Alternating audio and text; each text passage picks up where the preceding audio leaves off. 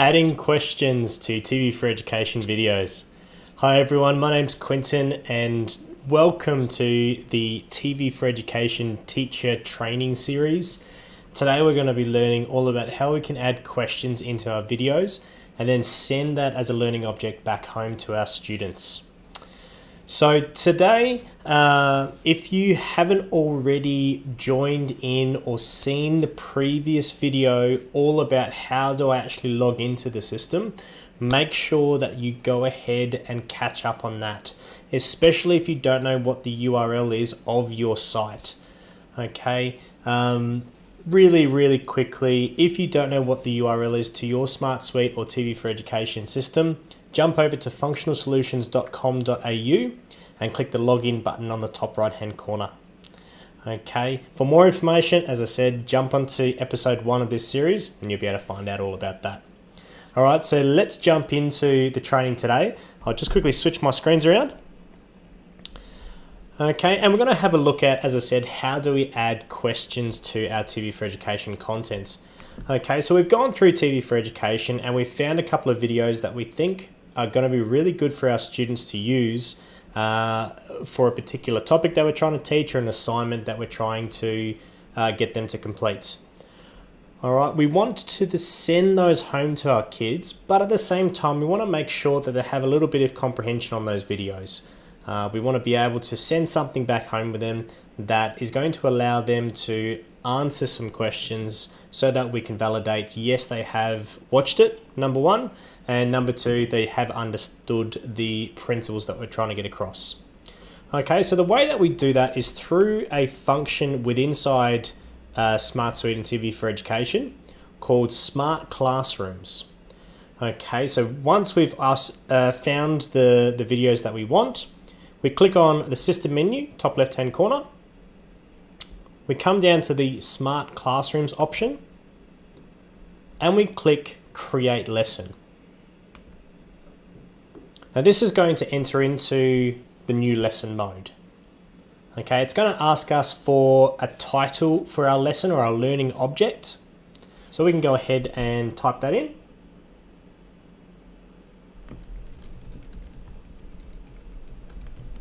And we can put in a little description there. Now the description is going to be really good for our students when they receive the learning object from us to understand what it's all about. But when we're looking back through all the learning objects and lessons that we've created in the system in the past, it's also going to help us to remember which one we need to teach or use, sorry. Okay, so make sure that the description is going to help you to recall that. So doing things like year 8, chemical reactions and water. Okay, go ahead and click save. Now a learning object has been created and we know that it's been created because we can now add content to our Smart Classrooms object. Okay, so the first thing I'm going to do is I'm going to click on add resource and I'm going to add in those videos that I found on TV for Education. Okay, we've got the add box up here and we've got a number of different tabs that we can choose from. So the first one is highlighted, which is TV for Education. And I'm going to go and do a search for H2O. Okay, there's my totally wild, wonderful water video that I saw on TV for Education. So I'm going to go ahead and click on the add to lesson. Okay, nice and simple. It's added it into my lesson there. I'm going to click add resource again, and I'm going to do another search. Okay, and I also found this video on TV for Education, ABC3. Challenges and solutions, I'm going to add that in as well. Okay, now if I go back to my add resources, I can see that I can also have a look at the curated library, the YouTube library. I can upload my own files if I wanted to. There's some websites. Okay, so if I found a really cool website that I want the students to look at as part of this learning object, I can do that. And I can also go ahead and add some text, so I can give them a little bit of an explanation as to what I want them to do. Okay, but for today, we're just going to keep it nice and simple, and we're just going to add those two videos. Now, we want to add some questions to help the students pay attention during the videos, and as I said earlier, to make sure that we as the teachers know that they've got a decent comprehension of the content that I've sent home. So over on the left hand side, next to add resources, we've got add question. Go ahead and click on that, and we've got our question pop up. All right, now again, we've got those tabs at the top that allows us to choose from the different types of questions. So the first one is multiple choice. I'm going to go ahead and type my question.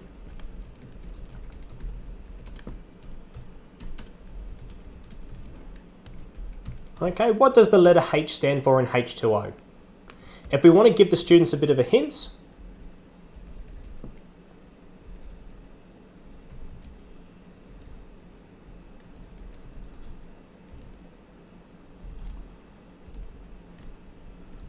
okay, we can go ahead and type that in. Watch between 2 minutes and 4 minutes, and that's going to help the kids to understand where in the video, the 15-minute video or the half-an-hour video, they should pay attention to find out the answer for that question. We then have the possible answers. Okay, so we can type in here, answer 1, answer 2,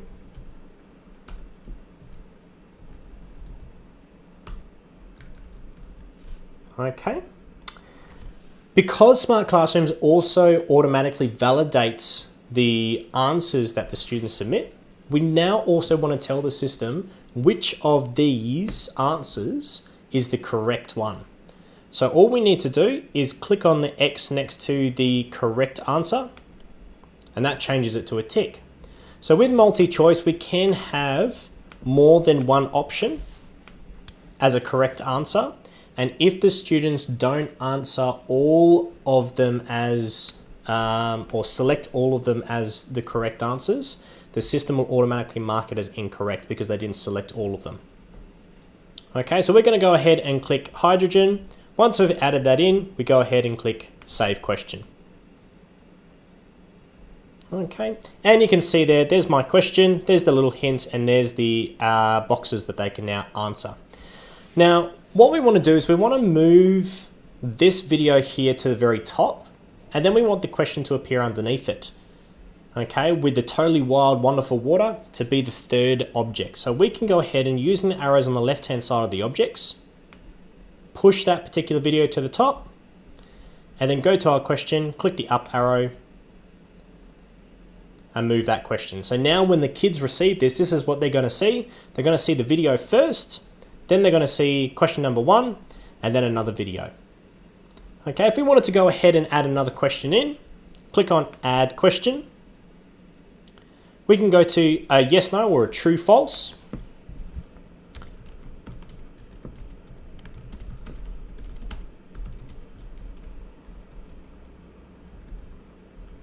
Type in our question. Again, we can give them a hint. If we don't want to give them a hint, leave it blank and select the correct option.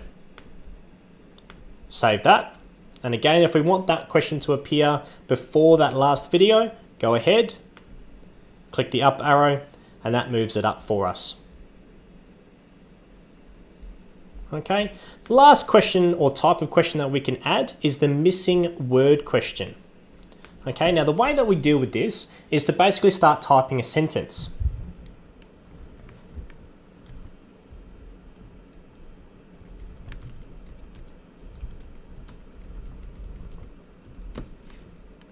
Okay, when we get to the point that we want to put in the missing word, we put our cursor where we want that missing word to appear, go add missing word, and continue typing.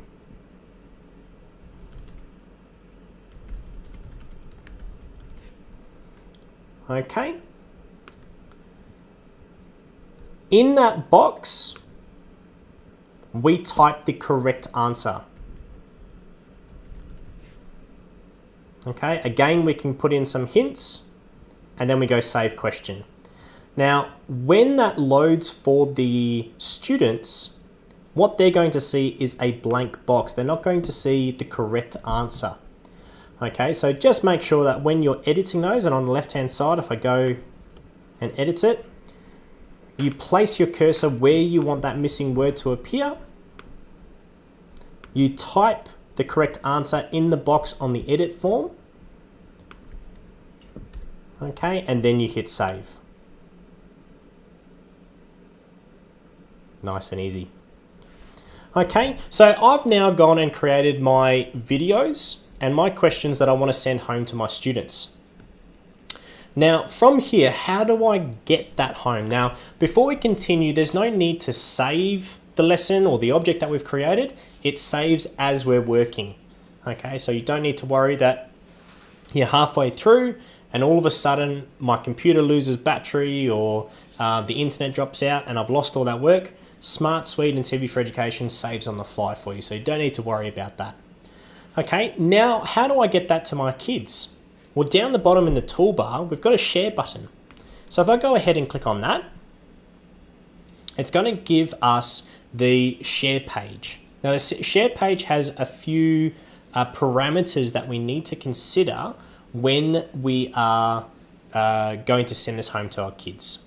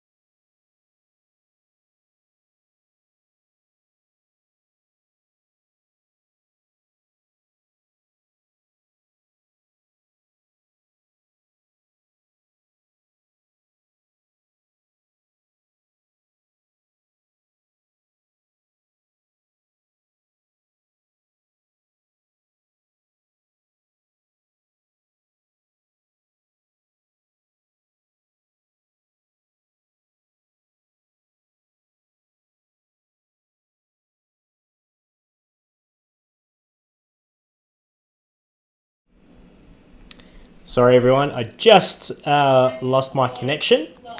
So what's going to happen is when that pop-up loads, it's going to come up with a number of parameters on the screen. And you just need to answer them according to what they're asking for. So the first one is going to be, who do we want to share this lesson with? And there's going to be a drop down of all the year levels that are at your school. So you need to make sure that you select the correct year level, because it's going to ensure that the security is stored within the share link. So if you've got some sensitive content in your lesson, like a M-rated movie or a documentary that's rated M, it's not going to be able to be accessed by students in the lower year level. Okay, one of the other parameters that are in there is whether or not we're accepting answers. Okay, now the benefit of setting this to no is you can send the lesson to your students. They can have a look at the content, but they won't be able to submit any answers. So that if you're wanting to do a timed activity in the classroom, or you're wanting to make sure that everyone is going to be answering them so you can have a bit of a discussion in the classroom, you can do that. So it gives you a little bit of control to say, yes, I'm accepting answers, or no, I'm not. Okay, the other thing that a lot of our users do with that is they send it out to all the students accepting answers. And in the email that they send, they say, please make sure that you submit your answers before 6 p.m. tonight. And if you don't, I'm going to close the lesson and you will get a 0 for this particular assignment. Okay, so at 6 o'clock, teacher logs in, clicks the share button, and then changes the share from accepting answers to not accepting answers. Okay, so it's a nice way to be able to control whether or not your students can interact with you or not. Okay, of course, if we're using this as a remote learning object, and for our teachers down in Victoria, we're using this to try and get some teaching material to them. We want to give them as much availability to the objects as possible. So we just open it up, say that we're accepting answers, select the appropriate year level, and the system will build a URL for us at the bottom of that page. Okay, when that URL comes up, all we need to do, copy the URL and send it off to our students in an email. Okay, so it's nice and easy. Once we've created that object, go down to the bottom and hit share. Once we hit share, fill in those parameters, grab the URL, and off it goes. Okay, there's nothing else that needs to be done with smart classrooms or adding questions to TV for Education content. Okay, so thank you very much for attending today. What we're going to do is we're going to put a link to a quick start guide in the bottom or in the comments at the bottom of this video, okay, or live event. If you're wanting to grab access to that, click on the link. It's going to load up and you'll be able to access the written instructions for how to add questions to your Smart Classrooms activity.